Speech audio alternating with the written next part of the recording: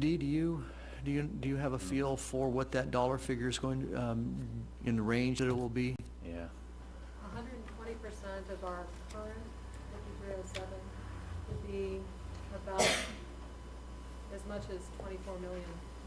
Okay, so for So those, the answer to the question, yeah, was for the folks that are viewing this later at home on tape, is about $24 million.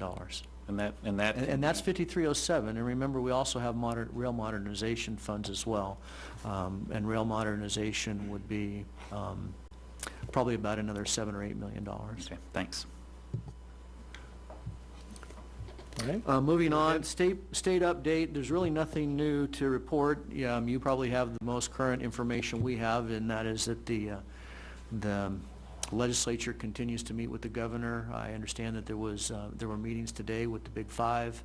And before we came into the meeting, I checked information from our lobbyist, and basically he reported that there's really nothing to report at this point, other than where we've been all along, and that's anticipated statewide a further reduction in STA funding of $153 million, roughly $3.9 million reduction to our budget for the remainder of this current fiscal year. That's still on the table, as well as the discussion over the elimination entirely of the STA program beginning next fiscal year, and that's still on the table.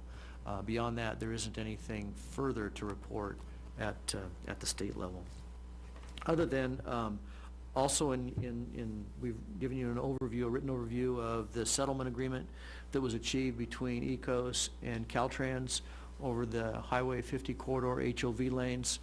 In a nutshell, the settlement of that involved RT, and I know you are all aware of that, but for the benefit of the audience, RT will be receiving all told about $7.5 million, $3.9 million that will be supporting the implementation of limited stop service, as well as allow us to extend the trains that currently terminate at the Sunrise Station.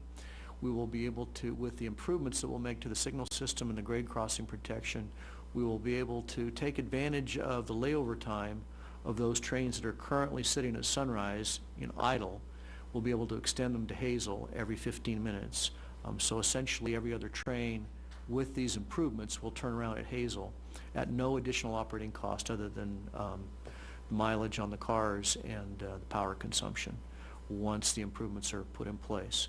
And then in addition to that, the $7.5 million commitment from Caltrans also includes 3 years worth of operating cost once we complete double tracking in order sufficient level to operate